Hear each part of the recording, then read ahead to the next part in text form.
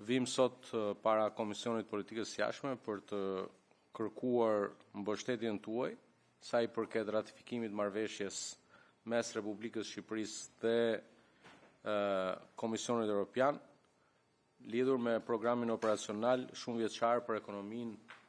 dhe shoqërinë digjitale 2024-2027, pjesë e IPA 3-shit. Kjo marrëveshje vjen në një moment të rëndësishëm të rrugës së antarësimit të Shqipërisë në Bashkimin Evropian, ndërkohë që kemi hyrë në muajin qershor, brenda të cilit presim të përmbyllim hapjen e plotë të gjithë kapitujve të marrëveshjes për antarësimin e Shqipërisë në Bashkimin Evropian, dhe ndërkohë që me hapjen e gjithë kapitujve bëhemi gati edhe për mbylljen e disa prej kapitujve, duke synuar siç e kemi shprehur të mbyllim të gjithë kapitujt brenda krishtlindjeve të vitit 2027. Ndërkohë që sa i përket kësaj marrëveshje,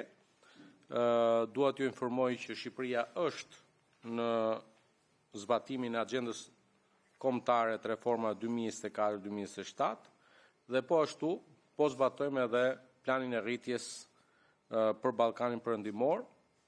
në kuadër të cilit është më rëndësi të theksojmë se Shqipëria ka mundësinë e artë të përfitojë mbështetje financiare afro 922 milion euro, këto qoftë në kredi, qoftë në grante, dhe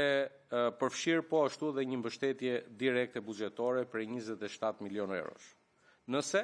do të arrijmë të përmbushim në kohë reformat e dakordsuara me Bashkimin Evropian, dhe po ashtu të kujtoj Kuvendin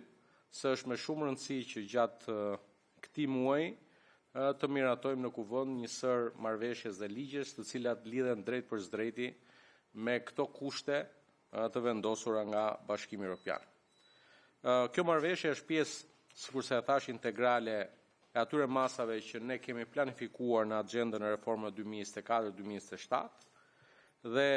ratifikimi i kësaj marrëveshje nga ana e Kuvendit për financimin e programit operacional për ekonominë dhe shoqërinë digjitale nuk është thjesht një domosdoshmëri e natyrës procedurale,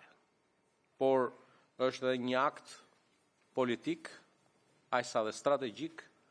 për të konfirmuar vullnetin ton për të ecur me vendosmëri drejt realizimit të objektivit ton, antarësimin e plotë të Shqipërisë në këtë mandat të ri i qeverisës që na besuan shqiptarët në 11 maj.